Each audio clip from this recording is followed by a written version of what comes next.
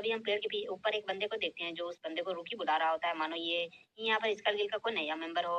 वो बोल रहा होता है कि जल्दी से इस बॉडी को क्लीन करो और याद रखना कि आधा सामान गिल से बिलोंग करता है और उस बंदे को भी मार देना। जहाँ पर वो बोल रहा होता है कि क्या सच में हमें उसे भी मारना होगा क्योंकि वो हमारे लिस्ट में नहीं है। लेकिन वो लोग यहाँ पर इस चीज के लिए ज्यादा डिस्कशन नहीं करते और बोल रहे होते कि हाँ उसे भी मार देना। भले ही वो और चैंपियन को अकेले ही मारने का काबिल है, लेकिन वो और चैंपियन को मारने के बाद पूरा तरह से थक जाएगा और सारा सामान हमारे पास आ जाएगा। असल में वो लोग किम को मारने का बात कर रहे होते हैं और यहाँ पर से वो लोग चले जाते हैं जहाँ पर वो रुकी यहाँ पर उसी बंदे को घसीटते हुए मॉन्स्टर के पास ले जा रहा होता है। लेकिन हम देखते हैं कि किम भी ये सब एक पेड़ के पीछे से चुप कर सुन रहा होता है और तुम लोग समझ ही सकते हो कि जो इंसान यहाँ पर किम को मारने के लिए जाएगा वो यहाँ पर खुद ही मरने वाला है। फिर हमारा सीन कहीं और चले जाता है जहाँ पर हम लोग बहुत सारे इंसान को देखते हैं जो और मॉन्स्टर से फाइट कर रहे होते हैं और वो लोग फाइट करते हुए बोल रहे होते हैं कि वाकई में हमारी उम्मीद से भी ज्यादा आसान है और मॉन्स्टर से डील करना। मैंने तो सोचा था कि ये लोग बहुत ही ज्यादा ताकतवर होने वाले हैं, लेकिन मेरे हिसाब से तो ये लोग बहुत ही ज्यादा कमजोर और ये बंदा असल में फोनिक्स गिल का एक मेंबर होता है। और यहाँ पर वो लोग मन में सोच रहे होते हैं कि आज इन और मॉन्स्टर को खत्म करने के बाद कल हम लोग और चैंपियन से फाइट करने वाले हैं। लेकिन हम लोग देखते हैं कि उन लोगों के सोच में पूरा तरह से पानी फिर जाता है और सबके सर के ऊपर नोटिफिकेशन आता है कि डंजन क्लियर हो चुका है और चैंपियन को यहाँ पर मारा जा चुका है। ये देखने के बाद तो वो लोग हैरान होते बोल रहे थे कि क्या ये किसी तरह का एरर तो नहीं है। आखिरकार कैसे हो सकता है कि यहाँ पर मेजोरिटी ऑफ पीपल यहीं पर है, उसके बावजूद भी यहाँ पर और चैंपियन जान से मर चुका है। वो लोगों को विश्वास नहीं हो रहा होता है। एक बंदा बोल रहा होता है कि क्या ये सब कि यहाँ पर लायन गिल के तो मेंबर नहीं किए हैं। जहाँ पर वो कॉनिक्स गिल का ही बंदा बोल रहा होता है कि मुझे कंफर्म नहीं है, लेकिन वो अपने मन में बहुत ही ज्यादा आश्चर्यचकित होता है। वो मन में बोल रहा होता है कि आखिरकार ये कैसे हो सकता है। वो रायन गिल के बास्टर्ड वो इतना ज्यादा डरपोक है कि यहाँ पर फ्रंट में आकर फाइट भी करना नहीं चाहते थे और वो लोग अकेले कैसे और चैंपियन जैसे एक बहुत ही ताकतवर अपोनेंट को मार सकते हैं। हम कहीं और ही यहाँ पर किम को देखते हैं जो ऑलरेडी अच्छे तरीके से और चैंपियन को मार चुका होता है और उसके स्केलेटन को भी समन कर लेता है जो देखने में ही बहुत ही ज्यादा ताकतवर दिख रहा होता है नॉर्मल स्केलेटन मॉन्स्टर से। और यहाँ पर इतने ज्यादा अच्छे शो को दिखाने की वजह से और यहाँ पर अपने से इतने ज्यादा ताकतवर अपोनेंट को मारने की वजह से किम को यहाँ पर एक लेजेंडरी स्किल पेज मिलता है जो असल में बुक ऑफ डेड होता है। यहाँ पर तुम लोग देखे ही होंगे सोलो लेवलिंग में कि किस तरह जिन वो यहाँ पर अपने शैडो क्रिएचर को अपने ही शैडो के अंदर रख सकता था, लेकिन यहाँ पर थोड़ा सा अलग है। असल में यहाँ पर किम अपने स्केलेटन मॉन्स्टर को एक बुक ऑफ डेड में रख सकता है और बताया जाता है कि ये करंटली ई रैंक में है जहाँ पर किम अभी 5 स्केलेटन वॉरियर को इसके अंदर रख सकता है और किम यहाँ पर ट्राई करता है और यहाँ पर वो और चैंपियन को और चैंपियन के स्केलेटन को उसके अंदर रख लेता है और किम बोल रहा होता है कि ऑर्क सॉरी मतलब स्केलेटन को यहाँ पर समन करना बहुत ही ताकतवर स्किल है, लेकिन अगर इसे जमा कर सकते हो इसे रख सकते हो तो यहाँ पर ये स्किल तुम्हारे लिए हर फाइट को एक तरफा करने के लिए काबिल रहता है। देखते हैं कि पोनी स्किल के जितने भी बंदे होते हैं वो लोग भागते हुए उसी तरफ जा रहे होते हैं जिस तरफ ऑफ चैंपियन होता है, जहाँ पर उसके पार्टी के मेंबर बोल रहे होते हैं कि ऑलरेडी डंजन क्लियर हो चुका है तो आखिरकार हम लोग उधर क्यों जा रहे हैं। लेकिन वो बंदा बोल रहा होता है कि क्या तुम लोग पागल हो, क्या तुम लोग अपनी जिंदगी से प्यार नहीं करते हो। हमें इस चीज को कैसे एक्सप्लेन करेंगे बाहर जाकर पार्क योंग वन को कि आखिरकार इस डंजन को कौन क्लियर किया है और कैसे क्लियर किया है। यहाँ पर पता चलता है कि असल में ये बंदे भी पार्क योंग वन के लिए ही काम करते हैं और पार्क योंग वन के नाम सुनकर उन लोग का भी यहाँ पर थोड़ा सा फटने लगता है। लेकिन हम लोग यहाँ पर स्कल गिल के मेंबर को देखते हैं। ये सब देखने के बाद थोड़ा सा परेशान होता है। वो बोल रहा होता है कि हम लोगों को प्लान के हिसाब से कि यहाँ पर इस क्वेस्ट को बहुत ही जल्दी क्लियर कर दिया गया है और वो लोग बोल रहे होते हैं अगर ऐसा बात है तो हम लोगों को प्लेन को यहाँ पर थोड़ा देर के लिए ड्रॉप करना होगा और उस बंदे को छोड़ दो अभी के लिए जिसने और चैंपियन को जान से मारा है और पहले हम लोग इन बंदों से यहाँ पर निपटते हैं जो यहाँ पर हमारे लिए थोड़ा सा प्रॉब्लम का काम कर सकते हैं। और वो ये भी बता रहा होता है जो असल में यहाँ पर अभी के लिए स्कल गिल का जो लीडर होता है वो बता रहा होता है कि यहाँ पर अभी सिचुएशन बहुत ही ज्यादा कॉम्प्लिकेटेड है। अगर ऐसा समय आया तो यहाँ पर हम लोगों को खुद को भी मारना होगा क्योंकि हम लोग अपने ही यहाँ पर जो हायर अप्स है उसके बारे में किसी को भी इंफॉर्मेशन नहीं दे सकते हैं क्योंकि ये बहुत ही ज्यादा यहाँ पर बहुत ही ज्यादा एक बड़ा प्लान है जो हम लोग यहाँ पर इम्प्लीमेंट करने वाले हैं फ्यूचर में जाकर। ये हमारे राज स्थापित करने में एक बहुत ही बड़ा रोल निभाने वाला है। लेकिन तभी हम देखते हैं कि उन लोगों को किसी के आने का एहसास होता है और वो लोग देखते हैं कि उन लोग का ही एक साथी जो पहले हम रुकी बोल रहे थे वही यहाँ पर आ रहा होता है और उसके पीछे दो स्केलेटन मॉन्स्टर पड़े होते हैं जिसे देखने के बाद वो लोग भी बोल रहे होते हैं कि आखिरकार कमीना ये रुकी तुम यहाँ पर खुद तो आ रहे हो लेकिन वो स्केलेटन मॉन्स्टर को क्यों लेके आ रहे हो। और हम देखते हैं कि वो यहाँ पर भागते हुए अपने ग्रुप में घुस जाता है और यहाँ पर वो स्केलेटन मॉन्स्टर चारों तरफ से यहाँ पर इन बंदों को घेर लेते हैं जहाँ पर वो लोग भी पैनिक हो जाते हैं कि आखिरकार हम लोगों की सिचुएशन इतना ज्यादा खराब क्यों हो रहा है। हम लोग तो पहले ही अपने प्लेन में फेल हो चुके हैं उसके बाद यहाँ पर ये सब क्यों। लेकिन वो बॉस यहाँ पर सोच रहा होता है कि हमें जल्दी ही ये सब क्लियर करना होगा, नहीं तो मैं अगर दूसरे गिल्ड के मेंबर ये सब देख लिए तो यहाँ पर वो लोग भी सोचेंगे कि आखिरकार ये सब क्या हो रहा है।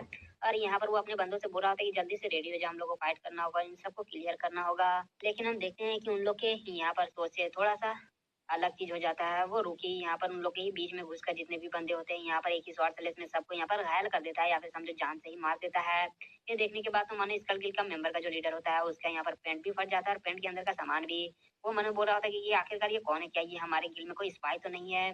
और यहाँ पर उसके अपने जीते जी ही यमराज दिख रहे होते हैं और हम देखते हैं कि वो बंदा वो रूकी यहाँ पर अपने सामान को मतलब कपड़े को वहां से हटाता है। और फिर हम देखते हैं कि ये ऑर्गेनेबल के किम होता है। यहाँ से आप लोग समझ ही गए होंगे कि वो रूकी असल में किम को जो मारने गया होता है।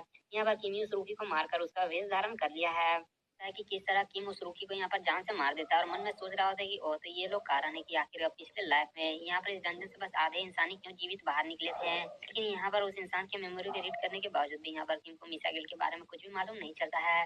इसीलिए वो डिसाइड करता है कि स्कल गिल के जो लीडर है उसी का मेमोरी यहाँ पर रीड करके यहाँ पर किम पता करेगा कि आखिरकार ये सब का पीछे यानी सबसे मेन कल्प्रिट कौन है। फिर हमारा सीन प्रेजेंट में आ जाता है जहाँ पर हम देखते हैं कि वो बंदा वो स्कल गिल का जो लीडर होता है बस वही जिंदा बाकी होता है। लेकिन वो बोल रहा होता है कि मुझे यहाँ पर मरना भी पड़ेगा, तो मैं यहाँ पर कभी भी मुंह से अपना कुछ भी बोलने वाला नहीं हूँ। और यहाँ पर देखते हैं कि जितने भी स्कल गिल के मेंबर होते हैं उसे यहाँ पर स्केलेटन वॉरियर अपने अपने हथियार से जान से मार देते हैं।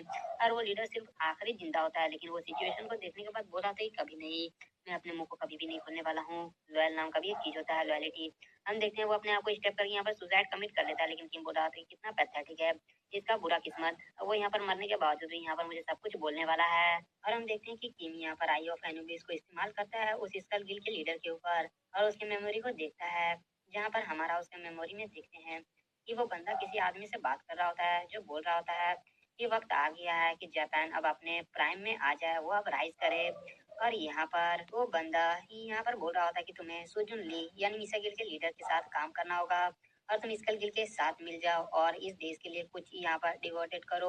और वो बंदा बोल रहा होता है कि एक बार बस जापान यहाँ पर अपने प्राइम स्ट्रॉन्ग में पहुंच जाए यानी बहुत ही ज्यादा स्ट्रॉन्ग हो जाए, उसके बाद यहाँ पर हम लोग इसे नाम देंगे यामाटा नेशन। जैसे कि हम लोग भारत में अखंड भारत बोलते हैं उसी तरह वो बंदा यहाँ पर किसी तरह का नाम ले रहा होता है। और वो बंदा बोलता है कि चलो मैं तुम्हें दो इंसान से मिलाता हूँ जो तुम्हें इस मिशन में यहाँ पर मदद करने वाला है यानी रास्ता दिखाने वाला है।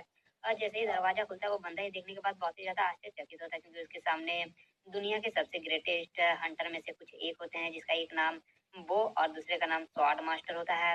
और वो यहाँ पर बहुत ही ज्यादा डर भी चुका होता है और खुश भी होता है कि वो अपनी लाइफ में इतने बड़े मास्टर से मिल सका है। और फिर देखते हैं उसी के मेमोरी में जो किसी ब्रोकर के बारे में बात कर रहा होता है कि वो असल में जापान के ब्रोकर के बीच में आ रहा है और उसका धंधा भी बहुत ही ज्यादा अच्छा चल रहा है, तो हमें उसे रास्ते से हटाना होगा। और यहाँ पर इस मेमोरी को खत्म होने के बाद हम देखते हैं यहाँ पर किम उस बंदे के खोपड़ी को छोड़ देता है। और यहाँ पर बहुत ही ज्यादा किम गुस्सा भी होता है और निराश भी होता है साथ साथ में ही। वो बोल रहा होता है कि मैं इस चीज को तो मानना नहीं चाहता हूँ, लेकिन जबकि मैंने खुद अपने आंखों से ये सब चीज देखा है तो मुझे ना चाहकर भी ये मानना होगा। ये कितना ज्यादा डिस्कस्टिंग है कि मैं यहाँ पर जिस दो इंसान को मैं सोचता था कि यहाँ पर कम से कम वो लोग तो बढ़िया होंगे, लेकिन नहीं, वो लोग तो सुजुन ली की ही तरह कमीना निकले हैं। वो मास्टर और स्वॉर्ड मास्टर। और किम बता रहा होता है कि असल में किम अपने पास्ट लाइफ में ही यहाँ पर इन दोनों का सबॉर्डिनेट था यानी साथ में ही वो लोग हंटिंग किया करते थे। जहाँ पर हम देखते हैं कि वो दोनों बहुत ही अच्छे से हंटिंग कर रहे थे और वो लोग तो ऐसे लग रहे थे कि मानो कि वो लोग यहाँ पर आसमान के वो तारे हैं जो यहाँ पर आसमान को कभी भी अंधेरा नहीं होने देते हैं और हमेशा खूबसूरत बनाए रखते हैं। लेकिन किम को यहाँ पर ये चीज भरोसा करने में बहुत ही ज्यादा मुश्किल हो रहा होता है कि क्या उस तरह के दो इंसान इतने बड़े कमीने हो सकते हैं। वो इंसान जिसपे वो बहुत ही ज्यादा भरोसा करता था, वो इंसान जिसके खातिर वो अपनी जिंदगी को भी दे रहा था। हालांकि किम का ऑलरेडी यहाँ पर इतना बड़ा दिल टूट चुका है कि किम यहाँ पर अगर विलन भी बन जाए तो इसमें कोई शक का बात नहीं है। और हम देखते हैं कि किम फिर उस ब्रोकर के बारे में मन में सोचते हुए बोल रहा होता है कि वो ब्रोकर जबकि इन लोगों का टारगेट बन चुका था तो शायद से उसके पास बहुत ही अच्छा कोई स्किल होगा, लेकिन ये लोग वो यहाँ पर इसके ऑर्डर के साथ नहीं चल रहे होंगे। लेकिन जो भी हो अभी उसका यहाँ पर सबसे ज्यादा कमजोर पॉइंट है। मैं किसी तरह का उपाय लगाकर उसका कमजोर पॉइंट में अभी ही वार करूंगा ताकि मैं यहाँ पर जीतने का अपना और एक सीढ़ी आगे रह सकूं। और किम बोल रहा होता है कि जो भी हो मुझे भी अभी अभी ब्रोकर का एक जरूरत है जिसकी वजह से मैं डंजन्स के अंदर जा सकूं। लेकिन चलो जबकि यहाँ पर सब कुछ खत्म हो गया है तो मैं इस नाटक को अब यहाँ पर खत्म करता हूँ। हम डंजन के बाहर देखते हैं दो रिपोर्टर जो आपस में बात कर रहे होते हैं और बैठे होते हैं। जहाँ पर पहला रिपोर्टर ये बोल रहा होता है कि आखिरकार आज बहुत ही ज्यादा शांति है ना डंजन के बाहर, जहाँ पर दूसरा बता रहा होता है कि हाँ हाँ वैसे भी जब वो लोग बाहर आएंगे डंजन से तो बहुत ही ज्यादा रस मच जाएगा, बहुत ज्यादा अफरा तफरी मच जाएगा। इसलिए नहीं तो क्योंकि यहाँ पर बहुत ही ज़्यादा रिपोर्टर होंगे क्योंकि वो लोग डंजन के सामान को लेकर एक-दूसरे से ही फाइट करने लगेंगे। हम देखते हैं कि यहाँ पर वो लोग आपस में बात ही कर रहे होते हैं, दूसरा बंदा यहाँ पर सोने का कोशिश कर रहा होता है। लेकिन एक पहला बंदा ही यहाँ पर किसी चीज़ को देखकर बहुत ही ज़्यादा आश्चर्यचकित होता है और उस तरह के व्यवहार को देखकर वो बोल रहा होता है कि आखिरकार अब क्या हुआ है? तुम आखिरकार इस तरह का फेस क्यों ही बना रहे हो? हम देखते हैं कि डंजन से के अंदर से एक बंदा बाहर निकलता है कि जो बहुत ही ज़्यादा घायल हालत में होता है। असल में किम यहाँ पर नाटक कर रहा होता है और उसके इस तरह की हालत को देखकर सब रिपोर्टर जितने भी मीडिया के मेंबर होते हैं और जितने भी पुलिस मिलिट्री होते हैं वहाँ पर जमा हो जाते हैं। और बस एक ही बंदे को डंजन से बाहर निकलते हुए देखकर यहाँ पर देखते हैं सब लोग बहुत ही ज़्यादा पैनिक हो जाते हैं। यहाँ तक कि बहुत सारे इंसान तो आपस में लड़ने भी लगते हैं। न्यूज़ में यहाँ पर हर जगह हेडलाइन यही होता है कि आखिरकार सारे इंसान को किसने मारा, कैसे सब इंसान मर गए और चैंपियन को मारने वाला इंसान कौन है। और यहाँ पर हर ही न्यूज़पेपर में बस से इसी के बारे में फर्स्ट हेडलाइन लिखा होता है और एक बंदा यहाँ पर ये सब न्यूज़पेपर पढ़ रहा होता है और असल में ये पार्क यंगवान होता है। वो बहुत ही ज्यादा गुस्सा में होते हुए यहाँ पर न्यूज़पेपर को मरोड़ते हुए बोल रहा होता है कि आखिर ये कैसे हो सकता है, इस डंजन को किसने क्लियर किया यहाँ पर किसी को पता ही नहीं है। और हम देखते हैं कि यहाँ पर पार्क यंगवान के सामने वही लोग होते हैं जो असल में डंजन के अंदर रेड करने के लिए गए थे। और सॉरी दोस्तों, मैंने पहले ही बोला कि यहाँ पर बस डंजन से किम ही बाहर निकला है, लेकिन नहीं, यहाँ पर स्कल गिल के मेंबर को छोड़कर यहाँ पर सब लोग ही बाहर निकले होते हैं।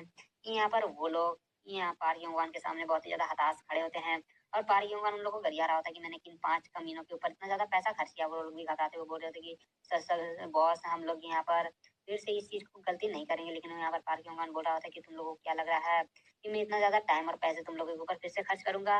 और वो गुस्साते हुए बोल रहा होता है कि मैं तुम लोगों को बस एक मौका दे रहा हूँ